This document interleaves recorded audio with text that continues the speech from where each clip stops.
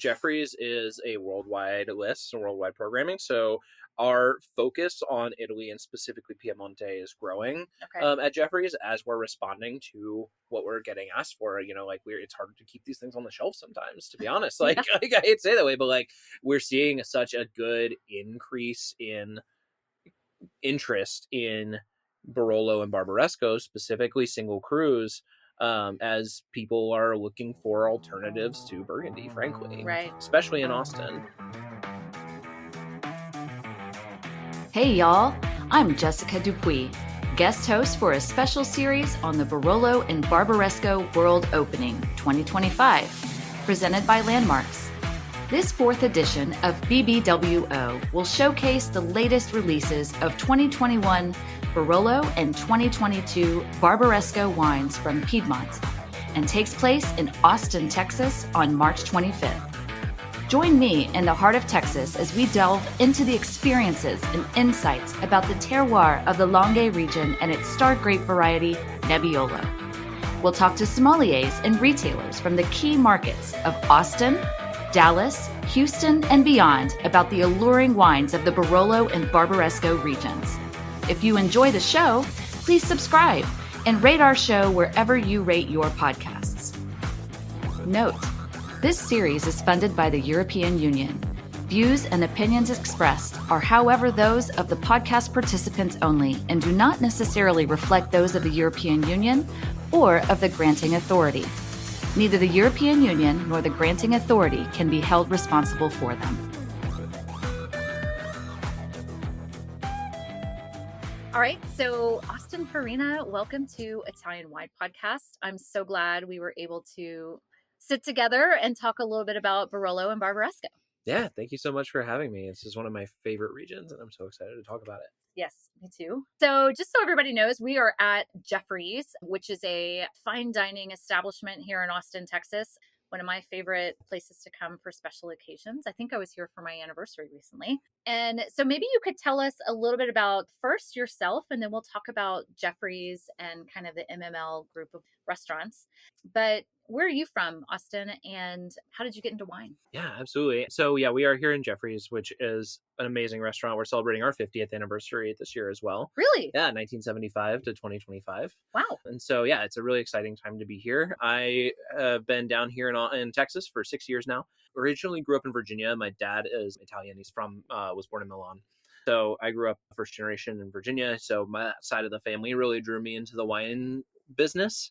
They weren't involved in wine, but always had an affinity for it, always had a love for it. My grandfather specifically had a love of collecting things that didn't really need to be collected and giving them way too much time in his cellar. Oh, no. So you got to learn about oxidation quickly? I got to learn what George Dubuff tasted like in the 80s. It was a weird time. But it was also, I had a huge love for Barolo and Barbaresco specifically, of course. Yeah. And so I moved down here about 6 years ago. I'm now the assistant wine director for MML Hospitality. So we operate quite a few restaurants now, mostly here in Austin, a hotel in New Orleans, an outpost in Houston, as well as a few small smattering of things up in Aspen and a new one, Clark's Oyster Bar in Montecito, California. So Santa Barbara area. Yes. Yeah. And, I'm originally from Austin, and I have to say, the MML properties have kind of been like a fixture in my life since childhood. So Jeffries being a perfect example, like I mentioned, special occasions, birthdays, prom, I think, a long time ago. So it's really cool to kind of see that you've come from, not from Texas, but have found your way to this place and have made really an impact, particularly in the sommelier community in Austin. I wonder if you could talk a little bit about the community here, and maybe Texas in general, just in terms of the vibrancy of such a great community that helps each other out to kind of further education in wine and kind of career trajectory, if you will. Yeah, absolutely. Texas is such a big and diverse state, which is so exciting. It's bigger than France. So we have very different communities in the different parts of Texas, which I think is super unique. In Austin, the community is small, but really tight knit. Everybody is really helpful to each other. Everyone's really impactful. Everyone really kind of lifts each other up. And if you have a question, there's always somebody who has been there before and is ready to answer it. I've also spent some time in Houston, which we've talked about before, is I think the most exciting place in the country to drink wine right right now. 100%. Yeah, an incredible community, an incredible market to work. It's a really, really fun time. And then, of course, Dallas, San Antonio, West Texas, they all have their own personalities too. Austin is a really fun place to be. It's a really dynamic place to be. It's still one of the fastest growing cities in the country, still one of the most fastest growing cities amongst kind of the new emerging wine drinking millennials now, as they start to shift into drinking a little bit more wine, and we start to see a few other people kind of coming up behind them. But yeah, it's a really exciting place to be right now. Yeah, that's super cool. I wonder actually if you could talk a little bit about what you see in terms of Austin community compared to Houston community when it comes to wine. Like what is Houston wine scene like compared to Austin, and what have you seen? Is there a stronger desire for French or Italian or, things like that? Yeah, I would say Houston is such a big city and such a diverse city that there's an affinity for just about everything, and there's a place for just about everything there. In Austin, I was surprised by the strength of the desire for Italian wine amongst general consumers in Austin. Really? Yeah, Okay. I've been pleasantly surprised by that. When I first moved back from Houston, I was overseeing an almost 100% Italian list at Sammy's. Still oversee that kind of in more of a director way to the team there, which on the ground, which has really taken the reins and run with it. They've done an incredible job. Barolo and Barbaresco are two of the main features of the menu there, of course, but it spans Italy north to south, as well as some France, some other Mediterranean islands smattered in there as well, and some domestic stuff too for good measure. Yeah. But gotta get some Texas Fermentino on the list. I love it. But it's a fun place, and like I said, I think Austin has a lot more demand and a lot more affinity for Italian wine, and I think that speaks to kind of or more than I expected. I wouldn't say more than Houston. Okay. There's just more people there.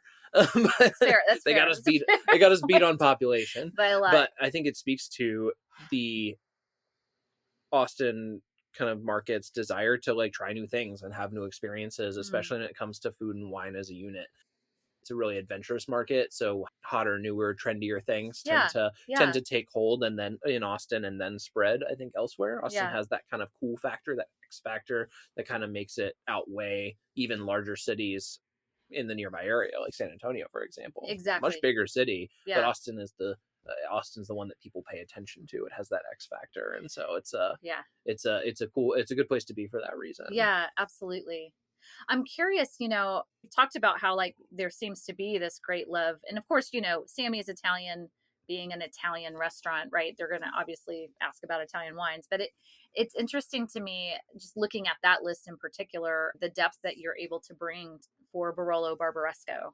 And has that kind of been exciting in helping to build that list in terms of like, okay, here's what I'm seeing people want, and here's what we need to make sure we can offer. When you approach that kind of a list, are you looking for breadth of producer, depth of vintage, or how do you approach a list like at Sammy's, and maybe even compared to Jeffrey's, because I know it's quite a bit different and still offers a lot of Italian wine as well? Yeah, absolutely. That's a great question. So Jeffrey's is a worldwide list and worldwide programming. So our focus on Italy and specifically Piemonte is growing at Jeffrey's as we're responding to what we're getting asked for. It's hard to keep these things on the shelf sometimes, to be honest. I hate to say that way, but like we're seeing such a good increase in interest in Barolo and Barbaresco, specifically single cruise, as people are looking for alternatives to Burgundy, frankly. Right. Especially in Austin. I can't speak to if Houston's seeing the same thing right now, but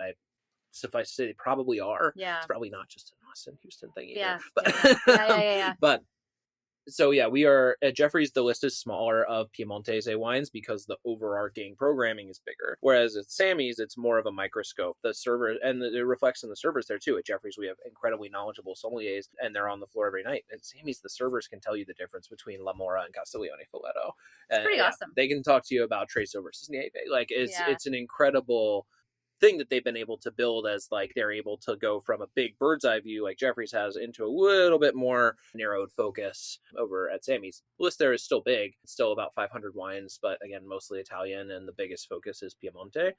And so Jeffrey's, it's more about, okay, we're seeing this trend popping up at Sammy's and people being excited about it. How do we expand our offerings here, make sure we're getting a good stylistic diversity in Piemonte, make sure we're capturing those entry tier folks who have, maybe never heard of Langhe Nebbiolo, maybe they can graduate from there to a Barolo or Barbaresco, then they can start to explore single cruise, then they can keep going from there. But it's all about taking that first step in that first journey. So how do we make sure that in a smaller list, we still hit all those steps of that journey? Exactly. Yeah, no, that's a really good way to look at it. I think that's really helpful.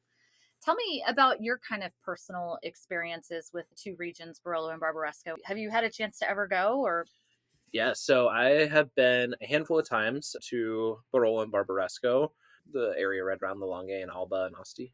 And so it's an incredible place. It's one of my favorite places in the world. Oh. It's one of my favorite cuisines in the world as well. I think Barolo and Barbaresco and the cuisine of Piemonte, specifically the cuisine of the Langhe and the cuisine of Monferrato, are so unique and kind of capture this really beautiful synchronicity between the French love of food and ingredients and like putting the highest the highest importance on just good quality ingredients and technique, and the Italian ideas that were similar but maybe a little bit more driven from heart and soul and just feel of it. Love it. That's a great, they so really do come together. Come together like that. Yeah, it's such an incredible place. And so we have a really incredible love and respect for Piemonte, both at Sammy's and Jeffrey's, but it doesn't just go to the wines. It's the cuisine, it's the culture, it's the people, it's the art, it's everything that kind of comes from it. Going to Barolo and Barbaresco a handful of times has been, a mountaintop journey for me, for sure. Really? And I hope to continue to be able to do it. The towns are incredible, the winding streets, the wine, of course, the fog, actually being able to see it roll through, being able to look down the valley from the Cruscarone and see all the way down to Serralunga d'Alba and some of the single vineyards and single cruise kind of sticking out from the ridgeline. It's an incredible place, and I highly, highly, highly encourage anyone to go. It's super tourist friendly. It's really easy to get around. There's a lot of cycling if you're into cycling. I know a lot of folks here in Central Texas are. Yeah. It's an incredible place to do a cycling trip. Yeah, it's a wonderful. I love Barolo and Barbaresco. If we're pushing things for people to do, I also think it's amazing to go ahead and take advantage of the truffle dog hunting if you're in there at the right season, because to have an expert guide and show you how these dogs are trained to go and find like things deep in the dirt is pretty fascinating. Yeah. And I didn't know this, but like I knew about, there's truffle hunting in like France, but they tend to use pigs. Whereas in Piemonte, especially, there's a particular breed of dog. It is specifically trained to do the truffle hunting. And, for anyone who's not had fresh shavings of a white truffle on Taillorine, I mean, I know we're supposed to be talking about the wine, but we'll get to that. No, I'm kidding. But it's pretty amazing with, Nebbiolo, right? So, Absolutely. So whether that's from Barbaresco or Barolo, maybe talk to me a little bit about what is it to you with the Nebbiolo grape that captures something that's beyond? I love the conversation circling around food and wine here because that's what it is, right? I think that's what we need to kind of refocus a little bit in America is like having a meal in Piemonte without wine is like having a meal without a fork. Like you just you don't, sure. It's something you wouldn't do. Yeah. And in America, we are still kind of figuring that out, I think. And so I maybe that's our next harebrained scheme is to convince everyone that wine is part of dinner. It seems like an obvious, but maybe you and I are in the industry that, yeah. So Nebbiolo specifically, really incredible grape variety, really terroir transparent, long growing season, which I love in wines always. I always seek out vintages where, the growing season was a little cooler, a little longer, a little bit more even, because for me, I feel that it gives the grapes the opportunity to develop complexity of flavors without their alcohol shooting through the roof or their acidity falling off, right? So Nebbiolo is already kind of built for that inherently, which is part of the reason why it hasn't really propagated around the rest of the world the way that Cabernet Sauvignon or Pinot Noir has. Okay. It's indigenous to this place, and it's molded itself to this place specifically. Yeah. And so it's so unique that it needs such specific climatic conditions through the season that just like truffles, you really can't do it elsewhere. It just doesn't work in that way. Very few. There's some exceptions where Nebbiolo has gotten out there and done really well. But again, there are places where it's very specifically has a very long availability of their season. Right. Tell me what you expect between Barbaresco and Barolo? We don't have to drill too deep into like specific. I mean, unless you want to, but like, what do you expect from Barbaresco? What do you expect from Barolo when you're drinking those wines, and kind of where do they shine in their own way? Yeah. So I think this is such a fun topic because it addresses what I think is probably the biggest misconception in Piemonte today. Wonderful. Is that there's not that much of a difference between Barbaresco and Barolo unless you're tasting them side by side and you are really adept at tasting wine. Yeah. The vast majority of people, consumers who have heard of Barolo and Barbaresco and understand that there's a difference between the two, would think that Barbaresco is lighter. Okay. Because historically, and I'm talking 50 years ago plus, that was the case, right? But as winemaking has improved, as farming has improved, as climate's been changing a bit, for both of the regions, the bar has drastically narrowed. Okay. Or the gap is drastically narrowed, I should say. And so the wines and the quality, the kind of richness in body, the aromatic structures, there's almost an indistinguishable difference between the two.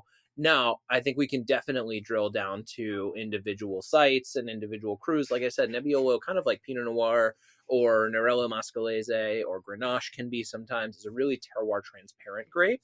And so I think that's where, for me, you see a lot. I would say there's a lot more difference between La Mora and Serralunga d'Alba than there is between a Barolo that's regionally appellated and blended from a few different parcels, or a Barbaresco that's regionally appellated and blended from a few different parcels. Yeah, no, that's a really good way to say it. Let's talk on two levels here, because I think that it's important to mention the depth of education that you guys really kind of promote here through MML. You guys do regular weekly, I think, classes for staff that can include everyone from your floor sommeliers to dishwashers, right? Like if you want to learn about wine, you can come and show up at these things. How do you approach the education angle for your staff to be able to explain Barolo and Barbaresco? As you said, like at Sammy's, everyone can talk about it with great knowledge. So how do you go about doing that? Yeah, so it's a lot of constant gentle pressure. Okay. It's a lot of kind of pushing a little bit every day, right? Yeah. You know, if you come out and hit somebody over the head with questions that they don't even know what the words mean, then you're not really going to get a good response from them in terms of learning and pushing themselves. But we do put a lot of emphasis on education, a lot of emphasis on tasting. And again, with those weekly classes and others, it's about pushing somebody a little bit further every time and pushing a little bit more towards the direction you want them to move into. And so, yeah, we do a lot of education here. We feature producers from around the world. We focus on different import books, different domestic producers, grape varieties, kind of regional themes. We did a really great class on alpine wines last year. It was really fun. Nice. Kind of focusing on those alpine and subalpine regions around the world. So some high altitude Nebbiolo included in that conversation, which was fun. Valtellina? Yeah, I think we tasted Valtellina that day. Yeah. Nobody else dries the Nebbiolo out like they do. So it's an interesting, it's true. It's an interesting flavor profile. Yeah. But it works for them. And so the regions of Barolo and Barbaresco, while they're not necessarily alpine wines, they do see that influence of the cooler climate, the longer season, and those things as well. But having the emphasis for our staff being on education about these regions and about the micro regions within them, the villages and the crews, really kind of drives the narrative. Then I think that infects other places and other regions, because you can see that same effect of, it's concept of terroir, right? In action. And you can see that same effect in Burgundy. You can see the same effect in Austria. You can see that same effect starting to emerge in Germany and in other parts of the wine world as well. And Barolo and Barbaresco really jumped on it pretty quickly and realized that they're terroir transparent grape varieties that can do really well when you look at them on an even more micro level. Okay. That's super helpful. How does that translate to the guest? When you're, let's say Sammy's, for instance, where it's an Italian driven menu, you probably have, this is the case with all guests. It's like, sometimes you just order what you know. So, it's like, oh, I love Barolo or I love Barbaresco. I'm going to stick in my little safe place with these producers that I know. Kind of what's the approach on expanding their horizons and giving them something to discover? Yeah, absolutely. So I love all these questions today. So I'm sorry. So what I do. A lot of when we talk about at Sammy's specifically, and at Jeffrey's too, but specifically at Sammy's when it refers to Italian wine, is the kind of transition that Italian wine has had since like the 70s and 80s into now. Yeah. And kind of that from a historical context. So starting with like the staunch traditionalist winemakers and the folks who have kind of maintained that kind of staunch traditionalism into the quote modernism of using some more French techniques, using French barriques, shorter fermentations, more aggressive extraction, all of these things. And what is that flavor profile? And the folks that are still using those techniques, some have pulled back a bit, some have continued to stay exactly where they are. And, where does that add more diversity into how we write the list? Where does it add more diversity into how we talk about it to guests and make recommendations? If you typically drink Napa Cabernet and your friend told you should try Barolo, it's helpful for me to know that you typically drink Napa Cabernet so that I can steer you towards somebody who also uses Barrique and who uses some Marshock. There's not a right or wrong way. They're just totally different flavor profiles. And we want to make sure that they're, from a service perspective, that some people get what they want. Yeah. And now I think the most interesting part of Barolo is what I've kind of been calling and Barbaresco, I've been calling kind of postmodernism. Tell me. Yeah. So how would you define that actually? Because that's a really... So these are folks who are utilizing the technology and the kind of some of the beneficial parts of the kind of modernism movement, but pulling back to large botti, pulling back to longer macerations, kind of pulling back some of the things that made Barolo, but then keeping some of the things that made Barolo into something that you don't need to wait 30 years to be able to truly enjoy, or at least the perception of it, right? Yeah. And I think it's similar, honestly, to what happened to Burgundy back in the 70s and 80s. Burgundy, people forget, was also something that you had to wait quite some time to be able to really enjoy a Grand Cru. And in that time, we saw a lot of kind of, quote, modernizing right around the same time as Barolo and Barbaresco did. And you started to see wines that were a lot more plush and a lot more open in their youth and a lot more ready to enjoy.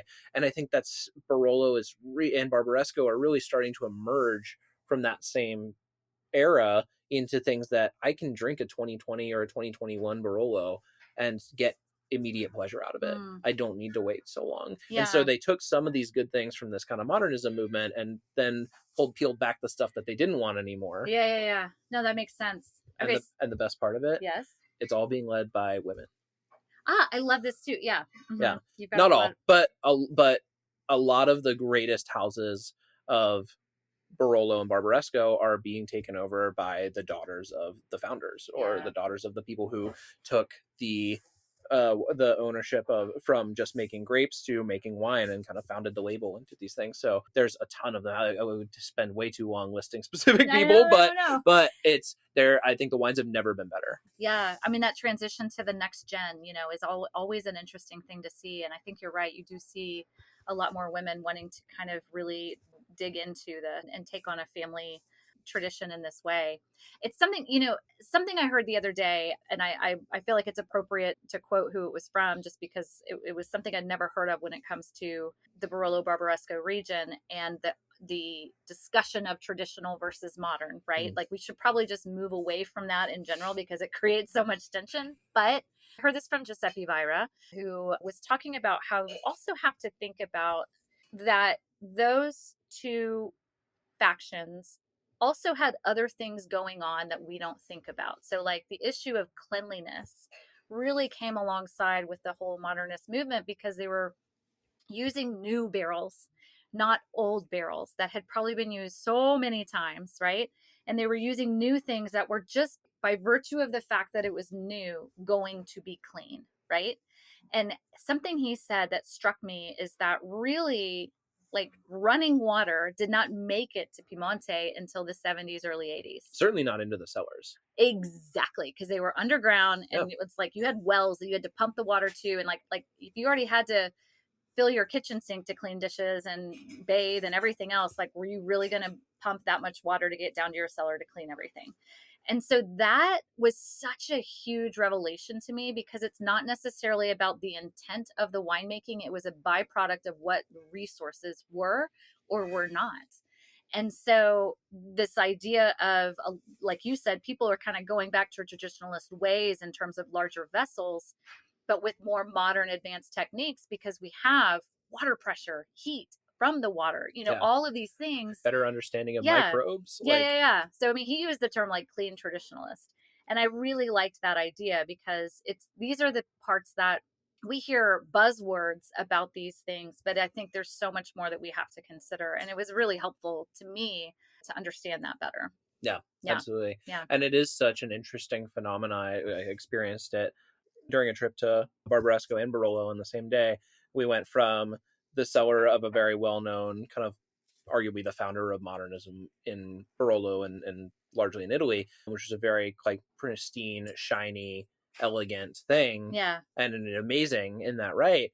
And then to one of the most sought after traditionalist winemakers right after. Yeah. And saw the damn cellar and saw the mountains of iconic bottles displayed amongst the botti, and to see those two so starkly contrasted in within an hour of each other was such a unique thing. But I think many of these wineries, whether they kind of went into the more of the modernist route or whether they stuck into the more of the traditionalist route, these families are now coming back towards the center in both ways, most people, and are taking some of those better things like we were talking about, the cleanliness, temperature controls in some instances, winemaking advancements that came with the quote modernist movement. But then wait, did we lose something when we or what do we want to keep from our kind of history and our tradition in terms of what makes Barolo Barolo, what makes Barbaresco Barbaresco, making sure we don't lose those things in the pursuit of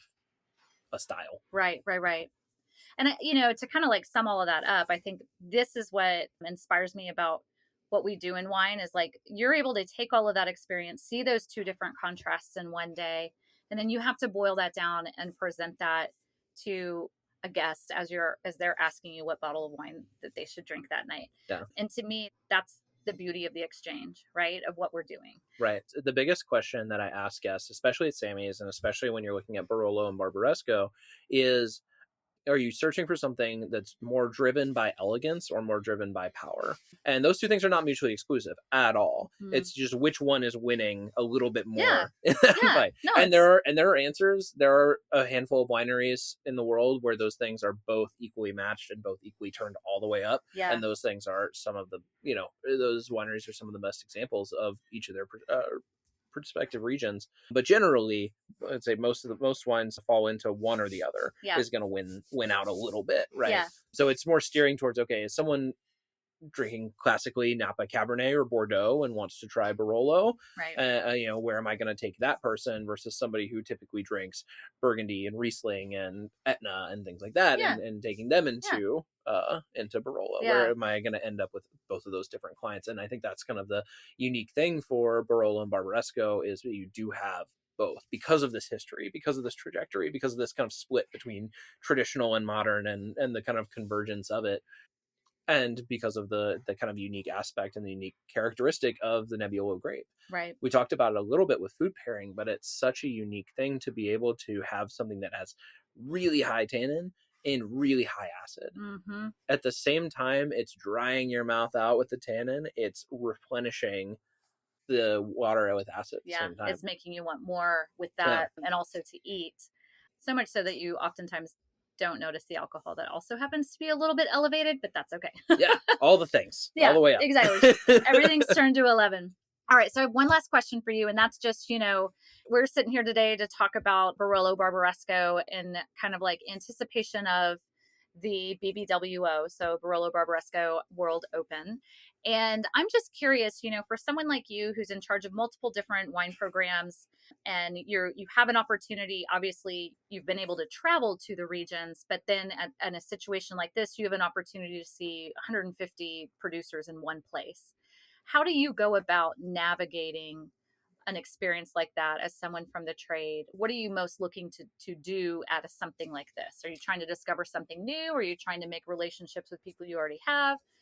Yeah, it's a both and for sure, because we have a lot of interest in Barolo and Barbaresco, both from the trade level as well as the consumer level right now. Yeah. I tell folks all the time, when I'm kind of moving them from one part of the world into something from Piemonte for their dinner, this is the best time to discover Barolo and Barbaresco for all the reasons we just discussed. You don't need to wait forever for it to be ready in your cellar.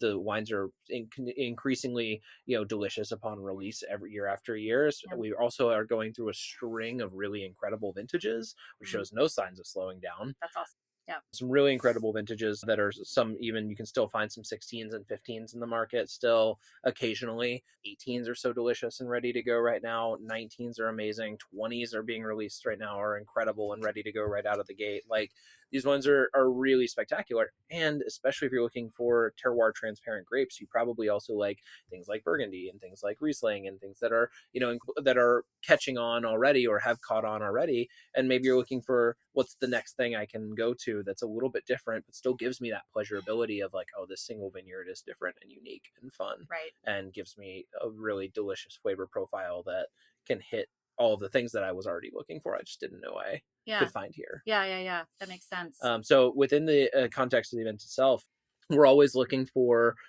who's here for an event that is either excited about getting into the United States if they're not already, excited about getting into Texas if they're not already. With Texas, of course, we have the advantage of a few massive ports. So we do have a lot of kind of smaller independent folks who are able to find their way in via connecting with other smaller independent folks who are here. Yeah. Which is a great boon for our market here specifically. But beyond that, I think it's so important to continually build and develop relationships with folks that you already have, especially because you never know what shifts are going to happen. You never know what positions you might find yourself in or where you might find yourself, geographically, and you might need to lean on somebody, a relationship you had with somebody that you didn't know you needed at the time. Yeah. So it's a balance of all of it. Absolutely. So like, I'm so excited to connect with people that I've met before and some of my favorites, as well as to meet, new friends and people. We're doing a small breakout session and tasting at Jeffrey's here during the World Open, I think on February 5th. Yes. As well as a few other events happening around town. It'll be a lot of fun. Yeah, it'll be great. Well, Austin, it's always great to sit down with you. I feel like you're really good at packing all sorts of amazing information into a short amount of time. Thank you. And you're so good at editing. Well, it's a good team. It's a good team mix. But thank you so much for taking this time. I know you're super busy right now, and I look forward to seeing you definitely at the masterclass. I will be there. And then also at the big event in March. Yeah, it's going to be incredible. All right. Looking forward to it. Thanks so much. Thank you. Thanks for listening to this special series on the Barolo and Barbaresco World Opening 2025. If you enjoyed the show, please subscribe and rate us wherever you listen to your podcasts. Special note, this series is funded by the European Union. Views and opinions expressed are, however, those of the podcast participants only and do not necessarily reflect those of the European Union or of the granting authority. Neither the European Union nor the granting authority can be held responsible for them.